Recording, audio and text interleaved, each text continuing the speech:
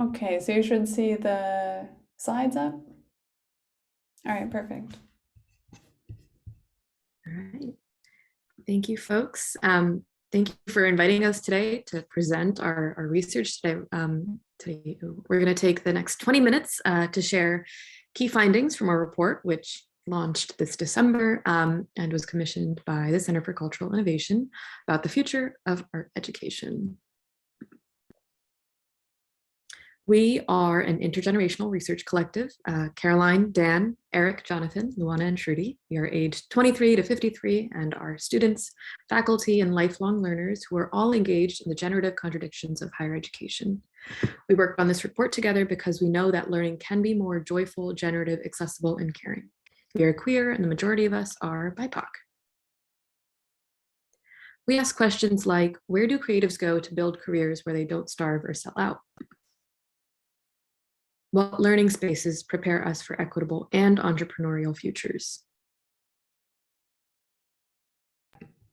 The entire 179-page report is available at the CCI website under publications.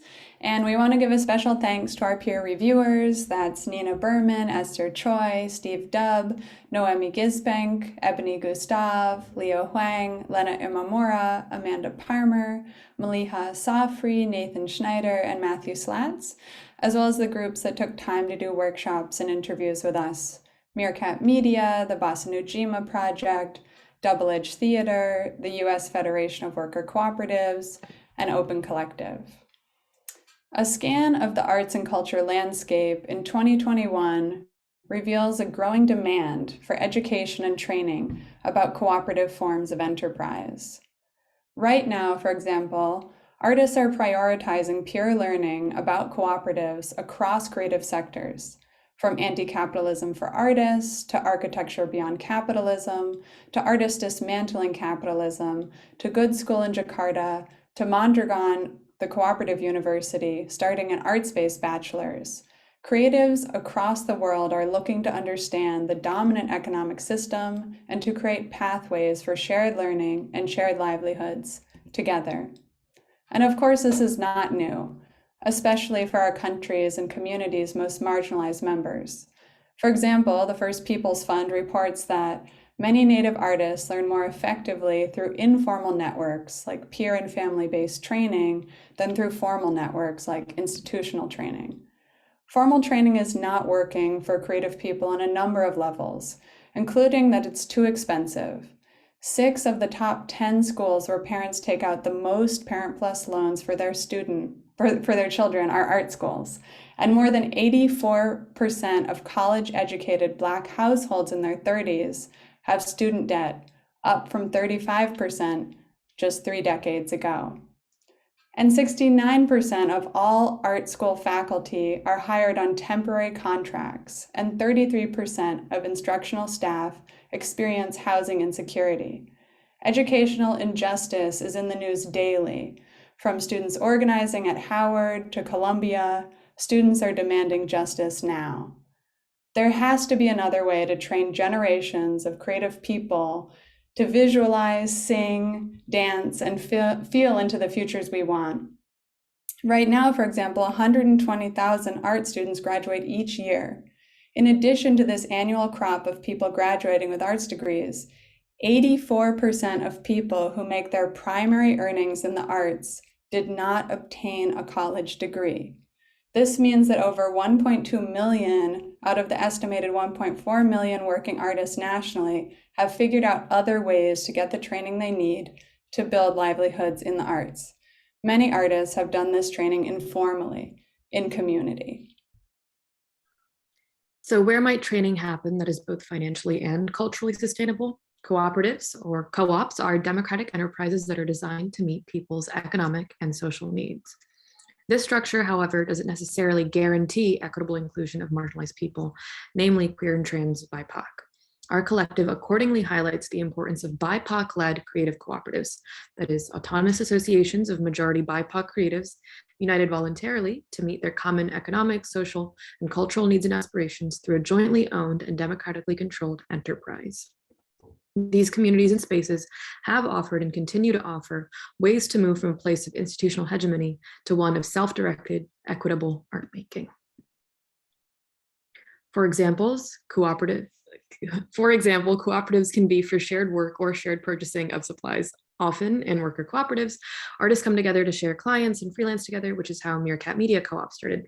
They now make $75,000 on average, and their clients' work supports a collective of artists to make independent work. Next slide, thank you. Cooperatives can also be buying clubs where artists come together to access or purchase things like health insurance, administrative support, materials, or even space. These are called consumer cooperatives.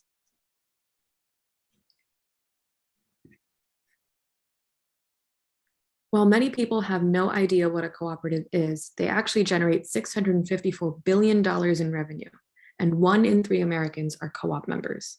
In the last recession in 2007-2008, the number of worker cooperatives doubled, and we are seeing a surge in the formation of cooperatives again right now.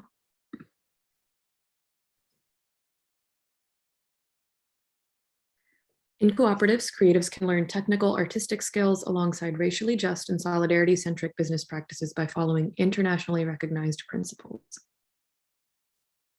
So in our report, we outline the skills and learning competencies such as career and project management alongside collaborative skills that are learned in BIPOC-led creative co-ops. For example, if you take the Boston Ujima project, the first democratic loan fund in the country, which has always placed cultural workers at the center because, as they say, artists are economy builders.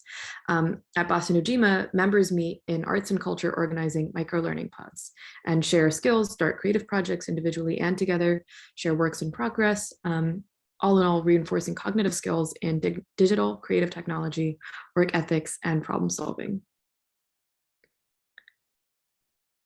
Showing how BIPOC-led cooperatives have been proven to offer low-cost models for learning, high-quality jobs, and intergenerational wealth.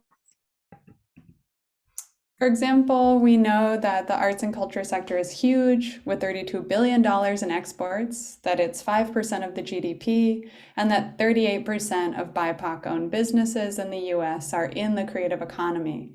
Yet only 1% of musicians capture 60% of all concert revenue, and 20 artists alone account for 64% of global sales for living artists.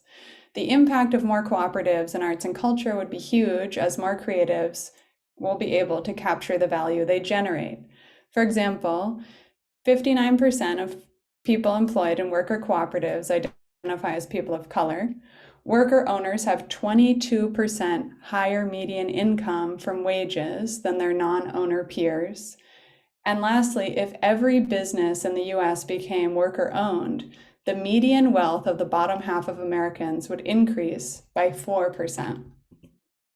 Despite a strong presence of arts and culture workers in the cooperative sector, with an estimated 1 in 5 worker-owned businesses in the arts and culture sector, presently there's no cooperative training program in the US designed by and focused on the particular needs of BIPOC creatives and culture bearers. To summarize, the cooperative and art sectors are uniquely positioned to advance education for creatives about cooperative enterprise. To succeed, grantmakers and leaders in higher education, the public sector, arts institutions, and co-op developers must support collaboration across sectors and follow the lead of BIPOC creatives who are innovating the co-op model now. Nonprofits and public sector agencies must reimagine grants and investments beyond the 501c3. A grassroots and community-engaged approach is required to heal and move forward. This means that leaders must follow the communities that have been most harmed by our current systems and who are continuously innovating the co-op model. Again, as Shruti showed us, and as we outline in the report, cooperatives offer opportunities for learning, technical artistic skills alongside racially just and solidarity business practices. The question then is, how might creative cooperatives offer models for low-cost learning? How can the learning we want be both affordable and generative? To answer that question, we mapped the cooperative ecosystem. Based off the diagrams that grow in scale from a single cooperative to a federation of cooperatives to an ecosystem that is mediated by different platforms, We're going to run you through our findings. The first thing we notice is that when creative cooperatives are connected in a larger and larger formations, such as networks, federations, and platforms, models for low-cost learning and free education emerge with economies of scale. Our research process included detailed interviews with groups such as Meerkat Media Co-op, Open Collective, Boston Ujima, Double Edge Theater, and literature reviews, including learning from Rachel Tanner's mapping of co-ops in Boston and New York City. The diagrams are a synthesized abstraction of the social and business models of these cooperatives. So, how do cooperatives support learning? Cooperatives can teach and share cultural practices that are already socially and financially sustainable, and these can power both the social and financial flows of the cooperative itself. In our report, we've created a Mad Libs of a sort to illustrate a model of how cooperatives can and do support learning. I'll just read how it works. For example, Dear Mouse is a filmmaking cooperative that runs a learning program called Dear Mouse Learning. It is run through a learning platform that enables them to teach in a hybrid mix of online and in-person. The Dear Mouse Learning program involves sharing filmmaking cooperative creative practices, as well as teaching how to use equipment and tools, creative techniques, collaborative processes, and workflows to learners. Please refer to our report for a more detailed version. Next. Another way to illustrate this model is through a visual diagram. Just to orient us, circles are entities and functions such as grant makers or bank accounts, and arrows are flows of resources between these actors. Dotted lines are potential flows. A cooperative is already financially sustainable, as you can see that the cooperative creates outputs that then flows to the contributors, audiences, and clients, and then they pay for the outputs, thus funding the bank account. These outputs may also be in the form of workshops or educational programs that learners would engage with. These learners might also fund the bank account through fees or class tuition. If we take off the lid, so to speak, we can see the inner workings of the cooperative. In the loop between cooperative members and encounters, relations, and meetings, we have illustrated the social core of the cooperative that keeps the cooperative running. And a cooperative is already socially sustainable, as the social core of the cooperative maintains itself, but also generates and works together to create outputs. And learners, as well as contributors, audience, and clients can feed back in and become potential cooperative members. For the more detailed annotated version, please see our report. And then comes the second question: how then can federations also support learning? A federation is the second level of the ecosystem, which brings the cooperatives together and is able to collectivize the funds that comes from them. Federations can share knowledge at an affordable and larger scales by pooling cooperative resources and outputs. And it also enables further funding for learning through collectivized advocacy efforts. In the report, we have two different models of federations that support external and internal learning. Like the cooperative, we have a brief description of this model. So I'll read only how it works. Computer Gardens is a federation or network of cooperatives that runs an art and technology learning program. Each cooperative member of the federation creates a learning program that is assembled together by the federation. For example, Dear Mouse is a member that teaches filmmaking. Together, the federation assembles everyone's learning program to assemble a shared curriculum based around creative and critical approaches to art and technology. For more detailed version, please refer to our report. Similar to a cooperative, a federation also creates outputs that learners and other learning organizations can engage with. These learners might also fund the bank account through fees or tuitions. You can also see that part of the outputs of the federation goes to public sector, creating policies that would then benefit the members of cooperatives as well as the federations themselves. For a more annotated version of our diagram, you can see our report. Caroline, if you can skip to the next slide. Yeah. So in our mapping, we have found that cooperatives have difficulty procuring enough surplus to sustainably invest in learning without destabilizing intercommunal longevity. And investing in learning is a larger upfront cost, as ideal as it is. Federations require a great amount of social coordination to be seeded, which also often necessitates a larger scale upfront cost.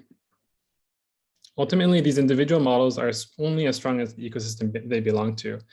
And so the model we'll share illustrates a shift in the ecosystem by changing some of the flows.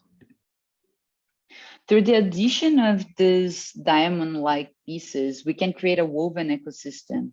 And instead of having federations and cooperatives existing separately, they are joined together as one organism, creating thus a more robust ecosystem. These pieces are what we call movement platforms, and they are very powerful in changing the flows of the cooperatives inside the ecosystem, as you're going to see below. Movement platforms, they can provide more resources and learning spaces by bundling flows and providing efficiencies of scale that would have previously required federating.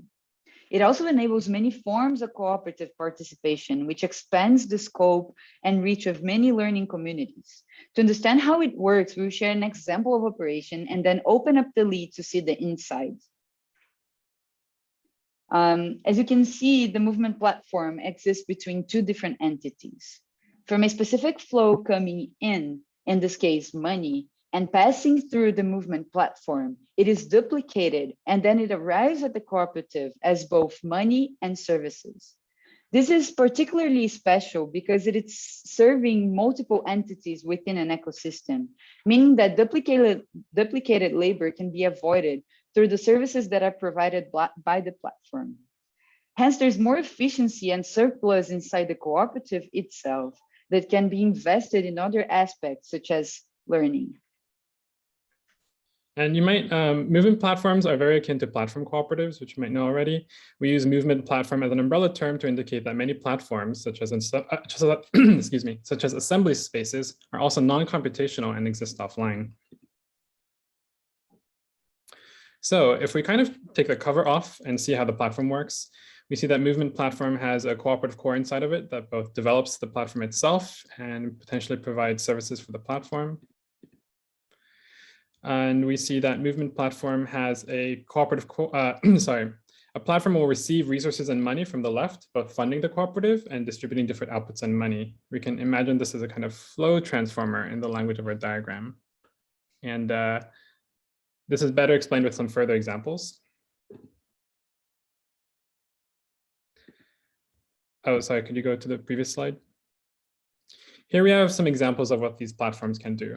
And as a note, many of these came out of abstractions of specific models and conversations with organizations such as Open Collective and Boston Ujima.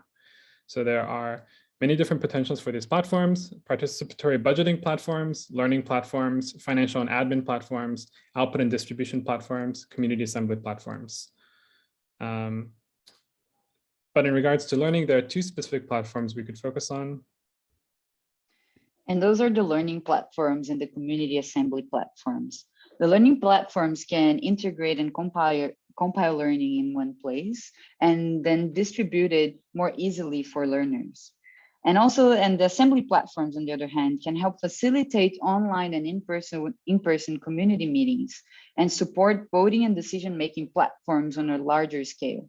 For example, an assembly platform may be used by a federation for our yearly stakeholder-wide elections. We see these two platforms as especially helping create this woven ecosystem that is geared towards learning. So in that sense, the movement platforms can help create the woven ecosystem and support learning in a greater scale, like we've seen in this diagram already. So for a more detailed version, you can also refer back to our report. So out of everything that we said, we came to the question, what then can each stakeholder do to support this ecosystem? Well, for grant makers and investors can help us get here by providing non-extractive investment or grants for supporting platform development and providing funding for cooperatives, federations, cooperative developers, and their learning programs. Art institutions and higher education can help us get here by developing partnerships with cooperatives and federations and learning organizations, as well as partnering with movement platforms to co-develop and support in educational infrastructure. In regards to the cooperative developers, they can provide technical support for cooperatives and federations, develop, form, and share learning infrastructure. They can also fund and support cooperatives as accelerator platforms. And in terms of the public sector, they can create public public policies that support cooperatives and federations through cooperative developers and prioritize low-cost education. They can also fund and support different types of participatory budgeting platforms. This is just the beginning, and we recommend further research, including specific types and mechanisms of movement platforms geared towards cooperative learning. There's much out there, but we recommend further research on this, as well as specific ways to connect cooperatives to learning offerings produced in and by non-monetary and nonprofit education entities, such as DIY self-organized learning spaces, online movement scrolls, curriculum offered by popular educators, government support training offered by unions, research centers, and institutions of higher educations, and more. As the CEO of Grantmakers in the Arts, Eddie Torres reminds us, foundations can fund organizations that are private businesses like co-ops or other structures as long as they can assert charitable intent. To succeed, grantmakers and leaders in higher education, the public sector, arts institutions, and co-op developers must support collaboration across sectors and follow the lead of BIPOC creatives who are innovating the co-op model now. Nonprofits and public sector agencies must reimagine grants and investments beyond the 501c3. Again, grants to cooperatives do count as charitable intent according to the IRS. And as our friends at Highlander put it, we are doing this to ensure that there is no going back to a political economy that privileges owners over workers, no going back to dividing poor and working class communities with white supremacy and ableism, nor to criminalizing Indigenous, Black, and Brown communities, no going back to putting profit over the health of our bodies and ecosystems, nor one that treats workers' lives as expendable. Thank you for taking time to learn with us today. We really appreciate the chance to share our research with you and would love to hear what stands out to you and what your questions might be.